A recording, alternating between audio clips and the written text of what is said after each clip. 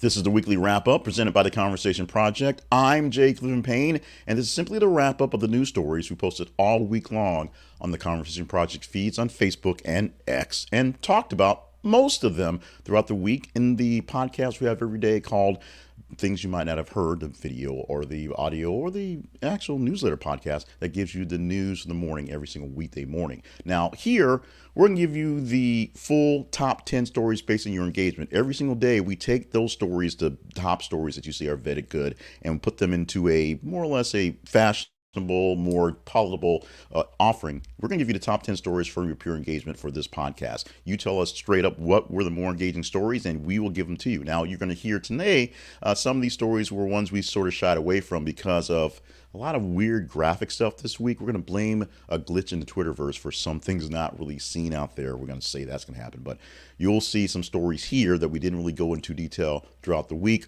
because you get full engagement to it, and we did the editorial choice to put other things in front of them. We'll honor that. Plus, we'll some perspective on the other stories in that top 10 on how they reached. But I give you what we call the almost rans. These are stories 11 through 15. Obviously, some we talked more about than others. And the story that had no love whatsoever, the very bottom story this week.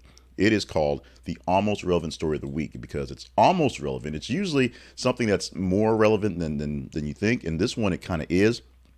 Story 210 this week, 210 distinct different postings, and this is the one that got very little love, almost none, but we're going to give it some towards the end of the show here. We'll explain how the feeds and everything work later on in the podcast, and there's a little bit of sales stuff there as well. Plus, we'll give you some insight on the Splinter podcast from this Splinter podcast called The Story of the Week. We take one story from the top 10 and give you more expanded editorial on that one. We'll get to that one. That's more or less the middle of the deal. So follow us at our website. This is theconversationprod.com for more details on what to do, on what we do every single day. And of course, email us at theconversationinbox@gmail.com for all of your wants and needs for us to get done. Now, let's get into the countdown going 10 to 1. The stories per your engagement that made the top 10 stories of this week, the week ending November the 4th, 2023.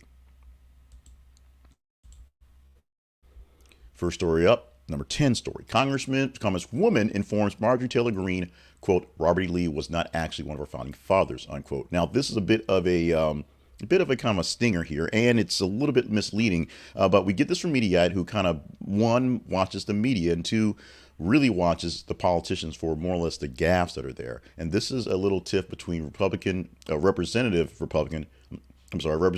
Cheryl Piggery, who informed Representative Marjorie Taylor Greene that Lee was not an actual founding father on Thursday. And Representative Ryan Zinke said that the amendment that does not affect all monuments, nor the safety, but very essence of the country, that's amendments to take down all the monuments that are basically Confederate generals. After Pingree read the amendment provision that no funds be used to remove monuments, Greene argued that there was no necessary reason to remove the monuments and that was the Democrats' efforts to erase our history. Greene did not actually say out loud that Lee was a founding father. Pingree responded that Lee was a general of the Confederacy and that the statue was moved from Charlottesville because it interfered with people's ability to enjoy the area, i.e., history said that Lee was a loser. Lee was not American, at least in this sense, and so making him a founding father does not make it something that should be there. Like I said, a bit of a misleading thing, but it's an amendment basically to say that government funds will not be used to take down monuments. Well, Greene tried to argue, well, why do we take these monuments down anyway? Because these guys are history, and the history was sort of made in the history. Not exactly the zinger that I guess Mediaite thought it was, but the headline caught your attention enough to be a number 10 story. This one was a big story as a holdover from the weekend, and it is amazing that it happened. It's number 9, Travis Kelce's latest play, a line of food dishes, including barbecue brisket sold at Walmart. Now, when we popped this up there earlier in the week, it came in as a Monday edition of Things You Might Have Heard because it came out last Saturday. This was something that was kind of a scratch your head like, oh, that's interesting. Would this have made it in the mainstream if not for the Taylor Swift thing? Maybe it would have. Taylor Swift and Travis Kelce have a barbecue line to sell. Taylor Swift actually has a piece of the action in this thing going forward. It's going to be on Walmart. They're going to sell sliced brisket and barbecue sauce, also burnt ends, and a mac and cheese bread. Now, Kelce's all over the place. He's on State Farm commercials as part part and parcel of being a part of connected to Patrick Mahomes, who's been a longtime sponsor of State Farm. He's also doing the Pfizer thing for the vaccine shot update, and DirecTV for your way to get all your channels, even though technically DirecTV doesn't have all the football games. That's a whole load of misnomer. But Travis Kelce is all over the place anyway. And so now this deal he has, I'm not sure if they are his necessarily recipes, but he's going to endorse and have the face of on these things going forward. Much like Patti LaBelle had some of her recipes taken and then they took some more and put her face on them. Bacon mac and cheese, brisket burnt ends and barbecue sauce, bacon barbecue baked beans with burnt ends, barbecue baked beans with sausage and meatball marinara with peppers and onions, and some other dishes all served at a basic Kansas City barbecue style because he plays for Kansas City. Yummy stuff, and his name's out there, and it's showing that even without Taylor Swift, he can make a little money and make a little pub. He probably would do this anyway, but a little extra pub from Taylor probably isn't hurting. Matthew Perry, the Friends actor, is dead at age of 54. The number 8 story this weekend, a story that basically overtook everything all week long. It was big number one for Monday, and Saturday is when we learned about the passing the actor and posted the story. And so many other updates to the story have happened. So the basics is what we know right now is still the same. Perry was found in his hot tub and had pulled out of water. And the cause of death right now is dealing with drowning. Autopsies so far have no issues of any sort of illicit drugs or alcohol as being an issue. It's just a simple drowning accident that's being dealt with right now. Many friends, many family members, people worked with, and just fans from around the world have talked about what Matthew Perry has meant to them as an actor, as an entertainer, and as an inspiration for talking about his addictions and his struggles he's dealt with all his life, including coming out of his memoir back in 2022, where he basically told a lot of things going on and the sort of the behind the scenes things and what's happening when he was in his biggest part of his career, working on Friends and essentially watching his life fade away. Many times he went to rehab, many times he had to deal with coming off the wagon, and all of his many friends and family members who did what they could to keep him stable, keep him going. At number 7 this week, Xi Jinping's one-time political rival, former Chinese Premier Li Keqiang, is dead at 68 as well. So another famous person story. This is one we didn't really cover, but guess what? The numbers don't lie, and the reaction to this one engagement popped up. Maybe this was one that's really an international thing. They've kind of popped up in the right time, right place for Twitter and Facebook. But it is this number 7 story per your engagement. Li Keqiang was China's premier from 2013 to 2022, but was sidelined by Xi Jinping's push for state ownership. He was seen as a reformist and grew up in Ahu, where his father was a local official. Not much to say about that other than the fact that one political rival from a political rival, if you will, in China and the Chinese with Xi Jinping has passed. That means there's one less person to essentially fight him for power, although he had lost that battle a while back. Here's a battle for power that we care about. Crisis at Marvel. Jonathan Majors' backup plans, the Marvel's reshoots, reviving original Avengers, and more issues revealed. There's a lot of stuff going on at Marvel right now, and Marvel Studios is having the issues of a lifetime where they were at the top and starting to, I guess, flounder, descend back down to Earth, and then something blew up, and essentially the whole plane is now crashing down upon them. There's a lot of things going on, including disappointments on screen and off-screen stuff, legal battles between on-screen and off-screen stuff, and some of the biggest stars questioning whether they want to stick around or whether they want to come back for one more gig.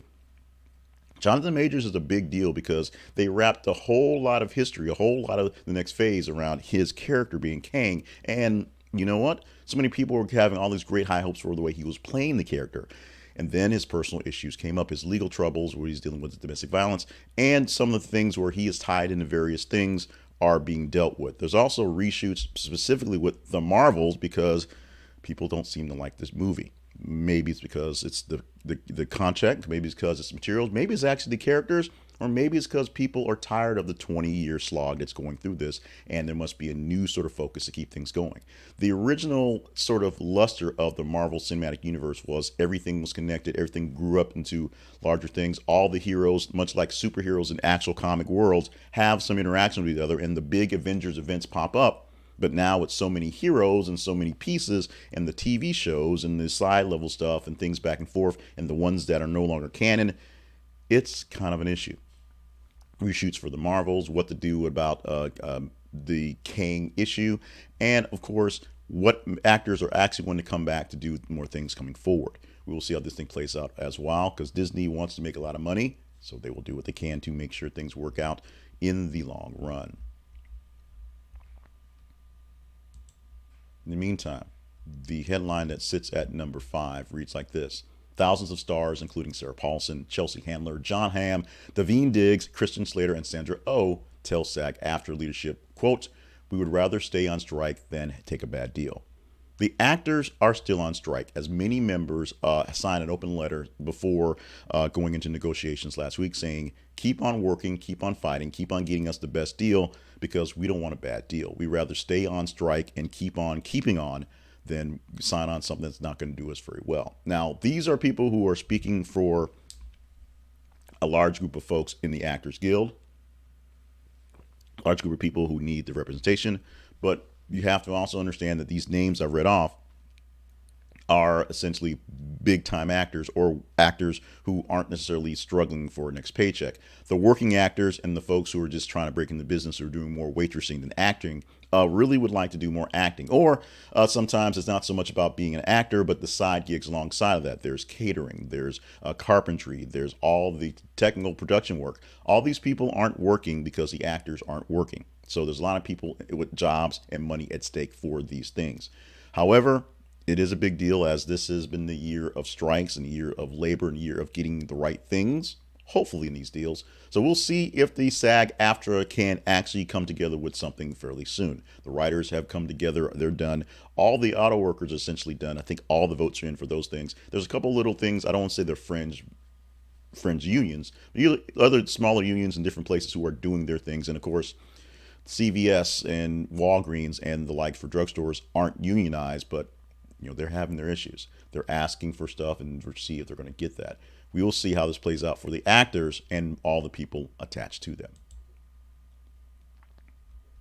2 dead, 18 injured in Ybor City, Florida shooting. This is a story we didn't cover at all, but we posted it on the late in the weekend, and it survived the full week as a number 4 story with engagement. It probably was a kind of a big get on Monday, and it just was there. We didn't cover it on Monday, so we had nothing to do with it. But it was an overnight a shooting over the weekend, last weekend. 2 people killed in a shooting Saturday night in Tampa, Florida, in the neighborhood of Ybor City. 1 person turned himself in, police searching for the second suspect. The Tampa mayor, Jane Castor, calls for gun controls after shooting in Tampa.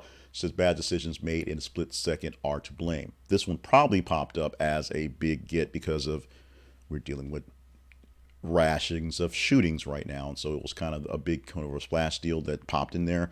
We didn't cover it at all, but it's here because your engagement means it's a number 4 story for this week. Number 3 story, another story we didn't really cover because the context wasn't there, but we do have international and world leaning viewers, and sometimes the algorithm just gets lucky. This time, the number 3 story is Iranian teen injured on Tehran metro while not wearing a headscarf has died, state media says. We've covered some of these things in the past, but Amrita Guravand, the teenage girl injured weeks ago on Tehran's metro while not wearing a headscarf, has died. And the issue with this was whether she died because she died in custody, she was injured in the incident, whether she was maliciously manhandled for not wearing the headscarf. Of course, basically the 1-year anniversary of the death of Marsha Amiri, who sparked nationwide protests last year when she died in custody after being taken in for not wearing the proper headgear. The biggest thing was on CCTV, the Metro Station Circuit TV showed her not wearing her headscarf, showed her being accosted by soldiers or authorities, if you will, and then things got out of hand or things went nowhere. Associated Press not be able to confirm the exact circumstances of what caused her death or injuries, but the Henshaw Organization of Human Rights renewed its call for independent international investigation, essentially saying that she suffered brain injury from the fall of the metro station based on being assaulted by the government's authorities.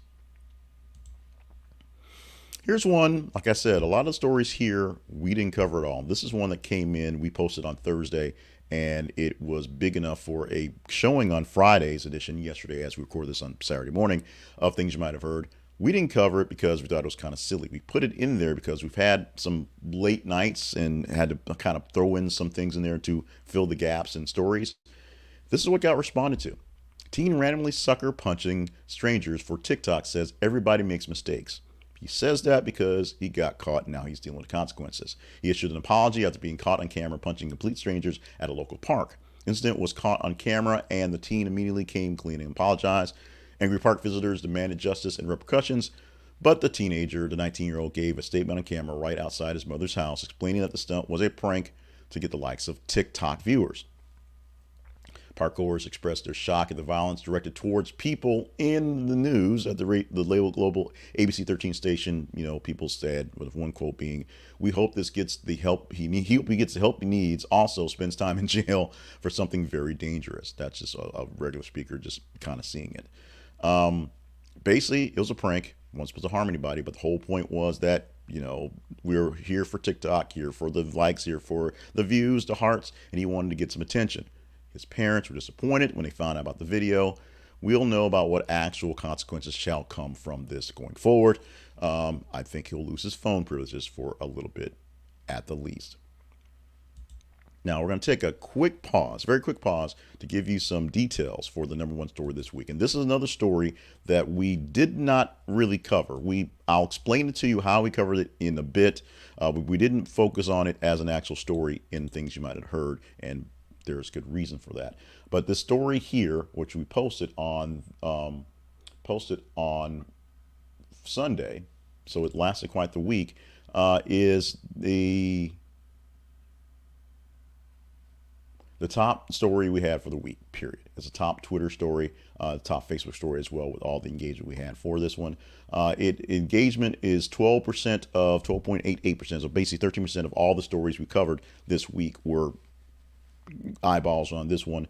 This story was more responsive than the last story, the kid punching people on TikTok, by 91.67%, so almost twice as much responsive, and more responsive than the story at the very bottom, which is number 210. We'll tell you what the story is in a bit, but is more responsive by the numbers by 252,900%. That sounds like a big number because it is. The headline for the number one story, and it's a very serious story, is this: ice hockey player Adam Johnson dies after freak accident during game.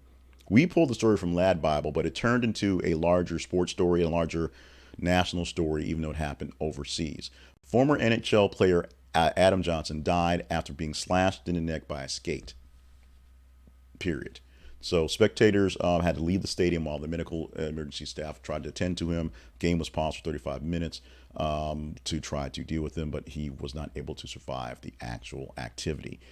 This was a story that we did not cover because we had 3 deaths essentially in the day. We covered this one, including Matthew Perry and Richard Mull from the fame of being from Night Court. So this is also one that was there in that sort of batch of stories. So it was there. It also seemed like it was not going to be a larger story, but the larger story turned into the fact that there is an aversion in hockey to wear protective gear. In fact, there was a thing in the history things we had this week about the first time a single hockey player who had never worn any gear before basically got punched in the face and almost died and had to put on gear to play. This is a deeper issue that I can't go into because I'm not that big of a hockey fan, that big of into the culture. But it's something that is starting conversations for people who are in that culture, people who live in that world going forward. Like I said, we can't properly cover it here for the Conversation Project because it's just not something that's really in our bailiwick. It's just not something we cover. But it is what it is. It is what it is for what's going on. And for video watchers, apologies for not clicking the button to go to the actual slide for that one. But the slide is there for this one. The number one story this week is ice hockey player Adam Johnson dies after freak accident during game. The weekly wrap-up preps up for another offshoot podcast. This podcast comes from doing all the research all week long. And so since we do every single day, we tell you by the week what the top stories are in general. We also take from that and sort of gives me something to do, but also limits what I'm doing to the random things. We'll come up with the story of the week. The story of the week is one story based off one of the top 10 stories for the week, and it's go deeper detail into how those go. For this week, the top story this week was that was chosen. Well, we choose it by taking the headlines, putting them out of order, and then kind of fighting off the headlines, see which headline's a better story and which gives us more chance to talk about things. The top story this week is Team Randomly Sucker Punching Strangers for TikTok. It says everybody makes mistakes. And the runner-up story was Congresswoman informs Marjorie Taylor Greene Robert E. Lee was not actually one of the founding fathers, mostly because of the strength of that headline, and want to kind of go deep in detail on sort of how smart we are as people voting for politicians who may or may not be as smart as they need to be to take care of us. But the real story this week, the thing that I think I can get into and really kind of sway you folks, and by sway I mean not sway, is the fact that, well, TikTok and social media is ruining society, which I believe it is, but it also it's not going away, and the repercussions for the upcoming generations are already in place. It's something that they will have to reckon with. We can only deal with and hopefully teach them to teach their kids better. We'll go deeper into those kind of painful sort of thought processes in the story of the week, which will come out. You'll probably see it about an hour or two after this comes down your feeds on Saturday. So it's a separate feed, separate podcast. If you can't find it, go to the website. Links will be there to get directly to this one. The story of the week is a separate podcast that is a shorter commentary as opposed to this one just being an aggregation of the aggregated stories. We're now going to take a actual break and do the salesy stuff because we've got to pay the bills, if you will, keep the lights on, do all those cliche things that we do on these types of programs. But when we come back, we'll tell you the stories that give you context to these top 10 stories, the almost ran stories 11 through 15, and one that gives you real insight to what you're thinking. Nothing about the story at 210 this week. That is the almost irrelevant story of the week. Coming back in just a few moments after a quick break and some promos here for the weekly wrap up. This is for the week ending November the 4th, 2023. Let's start off with our sales stuff. And this is the sponsor we wanted to sponsor and highlight today, being Flowers Fast. Go to our website and click the link for them, or just go straight to this is theconversationproject.com/flowersfast, which is the link to them. And we're putting this in your basket right now because it is now, less than 2 months until Christmas. It was literally about a week and a half ago, 2 months till Christmas. Now today, as this is released for the week ending November the 4th, we are getting closer to gift time. And you may find yourself in needing of a gift very, very fast. The FTV Flower people can help you out with that. And Flowers Fast is a link to the FTD network that can get you flowers maybe same day if you get them early enough. You may remember you have a late holiday birthday person that did not get a gift. You may need to send something off to a family member, maybe a parent, because you've got to get something to mail fast enough, so you want to make sure something's there on time. You may just have screwed something up and need to get flowers to someone fast. Flowers Fast can take care of that fast.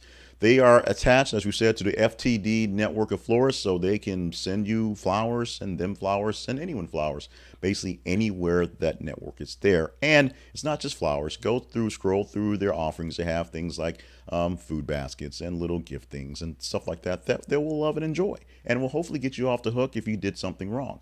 And if you order early enough in the day, you can get same day delivery. It's not just, like the old school where you put it in there and they mail it to them and take some week to put together. You can get same day delivery if you get your flowers in fast or your orders in fast. Check them out at our website. This is theconversationproject.com/flowersfast. This is theconversationproject.com/flowersfast. This is an affiliate link, so we get a little bit from your buy. It costs you nothing extra, but we get a little bit of commission from you stopping by Flowers Fast.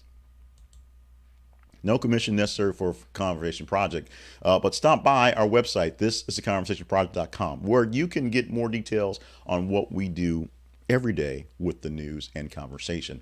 This keeps us and obviously me from doing less rambling. Now, today seems to be a rambly day because I guess it's a rambly day, but we get a chance to do more work if you can go by and just see what we have to explain how things go by. Now, we always remind you that we have the feeds on Facebook and Twitter.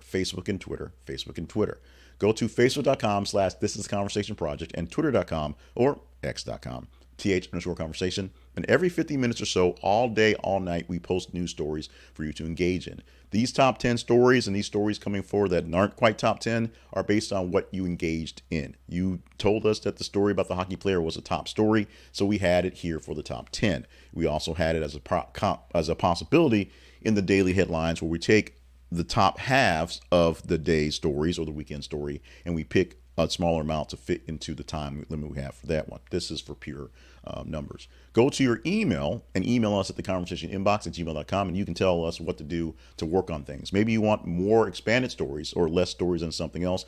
Maybe you think, hey, I know this story was a top 10 story. I know the story should have been there. And in some cases, they were. And we can explain to you why we chose one over the other. We can do that as well. Stop by our partnerships page at our website and you can partner up with us and have direct lifelines to what we have going on. A little bit extra say, but the free stuff, going to the email and going to the feeds is what makes these things happen. There is no show without you going to the feeds and engaging with the stories. So it is literally how things work out here. We thank you in advance for all you offer to us. We offer you just the thought process to consider the partnerships. There's also, one-time gifts there as well to keep things going. This is a labor of love, and it's been a pretty big labor. And in the upcoming weeks, we have a lot of things going on that's clashing in the real world. And to be honest, like every other creator out there, I'd like to do more of this creation to do less of the other real work. And it has to pay for itself and pay for, my kids' braces and my wife's nice fancy clothes. And, I need shoes every so often. It's like that. If you're willing to offer up a bit more and help us do more great stuff, we will thank you profusely. And now we're back to the newsy stuff on the weekly wrap up. And now we're going to get into the almost rans. The almost rans are stories 11 through 15, stories that aren't quite there for a reason, and the reason being you didn't quite engage in them enough, but still close to give you kind of perspective of what was going on in the week. And these will be fairly familiar as well, although sometimes we had a lot of oddness in this week where I think the Twitters just did not want to do the bigger stories. And so the ones that got in there sort of on the low end of the range to pick for the morning stuff, we put them in there because they were the newsy stuff. Some of these bigger stories per your engagement seem a little odd, but we're telling you what they are right now for pure disclosure. Starting at number 11, this headline reads, YouTube's ad blocker crackdown escalates, aggregating users. Now, ad blockers are sort of aggregating users all over the place, but the YouTube's ad blockers are trying to kind of get back on people to force them to see ads or force them to watch videos and turn ad blockers off. And what it means is for people who are paying for premium YouTube and no ads, because that's what YouTube wants you to do to keep your ads away, it's becoming frustrated. They rather you pay them to not show you ads than to pay an ad blocker to block the ads and kind of bypass stuff. You would think so because it's a business, but it also becomes an issue. It's an issue for the viewership where people don't want to pay YouTube directly and know that the terms of service are terms of service. But remember, no one actually reads the terms of service, so it comes that way. If you're having issues with your ad blockers, I know there's some podcasts out there. That the big time podcasts that are being essentially blocked by ad blockers online because essentially it sees the podcast with an ad in it as an ad and just won't play it. So these are big issues that will have to be faced and fixed for technology because the user experience is what it's all about. But in the meantime, YouTube wants you to pay for the premium service. I actually pay for it so I don't have to deal with the ad blockers on those things, and my kid as well. But your mileage obviously may vary for these payment things. Another link we posted in here just to see where it would go. Blackpink's Lisa, there's a pause there, face suspension on Weibo. That should be faces suspension on Weibo. So Lisa's Weibo page, she's with Blackpink, K-pop. I'm way past that, way too old for it. Don't understand it, but I know it's big. Appears to have been taken down weeks after her burlesque routine in Paris sparked a huge debate on China's tightly regulated internet. It's not clear what types of complaints she received, but Lisa, a performer in Blackpink, a K-pop. They might actually be Chinese for all I know, but the K-pop style band did a burlesque sort of show in her Weibo thing, and apparently China doesn't like that, so they took it down. We'll see what's going to happen going forward with her stuff. As I said, not one I really was engaged in. It was just something that seemed interesting. Put it in there. You guys thought it was interesting, but not quite interesting enough to be top 10. We go back to Marjorie Taylor Greene, this time with Jake Tapper, as he took some time on his show to rip into her pretending to care about anti-Semitism while essentially ignoring the fact that she hangs out with anti-Semites at dinners with Donald Trump. She has been seen in pictures and just smiling, cheesing up with Nick Fuentes, very famous, infamous Holocaust denier and just rabble-rouser of stuff. In the meantime, she's throwing out the whole, we are down with the Israel stuff because that's what the Republican Party says we do type stuff. He actually dropped an S-bomb at the end of his monologue on this at the end of his show one time last week, just basically saying that Marjorie Taylor Greene, which is part of the thought process of Marjorie Taylor Greene and our representatives not being smart enough to represent us stuff, possibly being one of the stories for the story of the week, because she is apparently she is essentially one of the spurs sort of in my chaps, if you will, that pops up as just an annoying person. I don't understand why people are voting for her. And the reason is they don't want the other guy, gal, for whatever reason. So they'll put up with this idiot, my words, as opposed to someone who's going to do something progressive and maybe take something away from them they fear, my words. Number 14, Shani Luke, 23-year-old kidnapped by Hamas from music festival, found dead, Israel says. This was one that popped up fairly extensively, and we probably should have actually talked about this one directly, but we've talked about it sort of in indirect ways. If we talked about Israel, talked about the attacks, and talked about the hostages who are still many of them still being held. We did talk a lot this week about ceasefires and peace talks and pauses and things to get hostages out and safety for other people who are refugees and just need the help. But we didn't talk about this one specifically. This young lady was actually at the music festival that was attacked by Hamas at the beginning of this thing, and she was kidnapped essentially. Body was found dead, so there is now some closure, which the family say they're happy to know that she's not suffering anymore, but they do want to get some sort of questions answered about what exactly happened, how this came to be, and will there be any actual justice for their daughter. And the number 15 story for this week, just about outside of range to talk about. U.S. fighter jets strike Iran-linked sites in Syria in retaliation for attacks on U.S. troops. This has nothing to do with what's going on directly in Israel, Palestine, with Hamas and all this going on. The U.S. did launch airstrikes in 2 locations in eastern Syria linked to Iran's Revolutionary Guard Corps in retaliation for attacks against U.S. bases and personnel. The strikes reflect on Biden's administration's determination to maintain a delicate balance. It wasn't a major issue, if you will. It wasn't the spark for World War III, if you will. But we're right now, the powder keg that is the Middle East, dealing with specifically Israel and all the nations around Israel, which essentially don't want it to exist, but deal with it. And the sort of new life, which basically 3-4 months ago, many Arab countries were working towards a better settlement of peace and agreement and working with Israel, and maybe working towards some sort of better dealing with the Gaza Strip and the Palestinians and things going on there.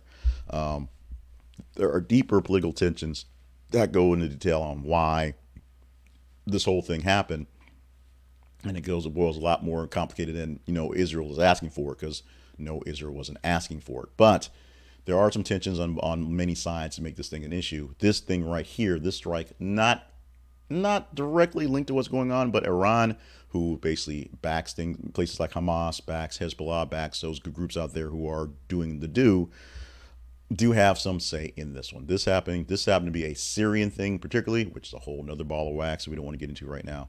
But right now, what we do know is that so far, the peace is being held on all sides, if you can call it peace.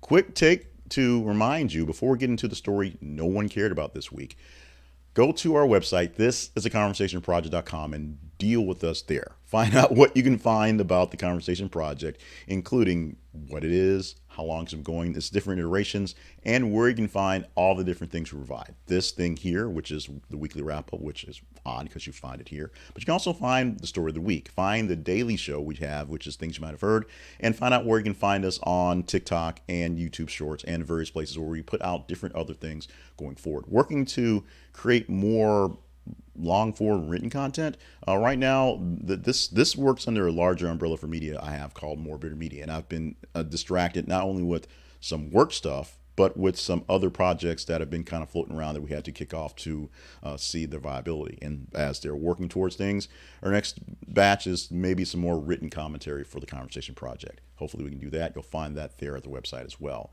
Go to your email machine and inbox us, or words to the effect. The conversation inbox at gmail.com is where you can email us, and we will tell you what we think about your ideas. Most of them will say, that's great, we're going to try it.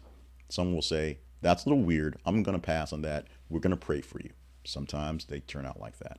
And our feeds on Facebook and Twitter. You can put X there if you want to, but it still goes to Twitter. Facebook.com/This Is a Conversation Project and Twitter.com/th_conversation. Every single day, 24 hours a day, we're posting news stories about every 50 minutes or so for you to engage in. As you engage in those stories, we know what to talk about. This whole 40 minutes of yakking doesn't happen if you don't tell us what to talk about. And you told us what to talk about, or specifically what not to talk about, to get to the story at 2:10 this week, the story at the very bottom of the list. As I told you earlier, it's engagement from the number one story, which was the ice hockey player who died tragically on the ice, is 252,900% less engaging. You cared about this one so much less than that one that is barely worth mentioning. We're going to mention it. It's not very relevant, but it's kind of funny. 2:10, lawyer for former George Santos treasurer says he was also duped.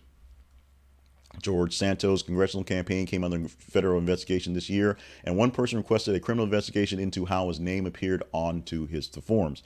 Now, the lawyer who filed this request is reacting to those statements, that being Derek Ross. The lawyer for professional Republican political accountant Tom Dalter, I'm totally butchering that, it's an odd spelled name, Dalter, submitted correspondence and other communications to the Federal Election Commission on behalf of Dalter in January, but is now telling the FEC, Federal Election Committee, that he acted in as an unwitting middleman, varying false information from his client and inaccurately disavowing his campaign role.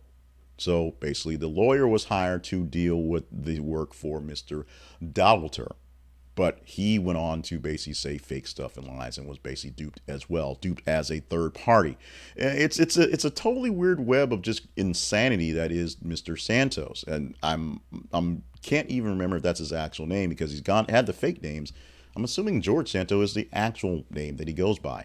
Right now, this week, he had a big week, though. He survived being pushed out of Congress. He says he's going to run for his seat even if he's pushed out of Congress. He says he's going to run for his seat again even if other people are going to primary. He says he's going to jump down, spin around, pick a bale of cotton if the mood suits him. And he didn't answer the question about the baby he was carrying around the other day. So there's that. George Santos, another one of the reasons why we may have talked about how our politicians are really not worthy of our time, yet we keep voting for them. It was in the news this week and will be in the news going forward because we can't get rid of our George Santos problem. Our problem is we love us some George Santos, or some people like him to be there to have to talk about, because that's what I do. Talk about stuff. And we're done talking about stuff for this week, at least. The weekly wrap up for the week ending November the 4th, 2023 is now in the books. Thank you so much for sticking by for the full show, going through the top 10 stories per your engagement, and of course, stories that didn't quite make it to give you the context of what went on in the week. We'll thank you so much for anyone who wants to go to our sponsor this week, which is, of course, Flowers Fast, so you can get those flowers fast. Keep it in your as a bookmark, so you never know when you need those flowers. That link will be there for you fast as well. Also, anyone who wants to contribute to us in the partnership program, or just go to the feeds, because we need you to go to the feeds and vote on stories. That would be great as well. Email us at theconversationinbox@gmail.com one more time so you can tell us what's going on and just keep being you. This is a grouping of all the stories for 210 stories for the full week and the top 10 stories of what you said were engaging. So you will tell us next week as well. In the meantime, stay limber, stay hydrated, stay on task for all the grand things you are doing on top of voting up stories for here. And be here next week. Stick down the line. We're going to hear in a couple hours or so after we publish this, the story of the week, which will deal with the TikTok puncher and how TikTok and the social media has ruined our kids. And we have to only, at this point, hopefully help them unruin their kids going forward. And of course, be here Monday for the next edition of the week, of the things you might have heard, because that's what it's for. It will cover Friday, Saturday, and Sunday stories, 10 of the top 30 stories for the weekend. Thank you so much. What stories will be the top 10 stories in this thing for next week? We only can wait and see. So we'll see how this works out. We'll talk to you next week with the top 10 stories of the week in the weekly wrap up for next week.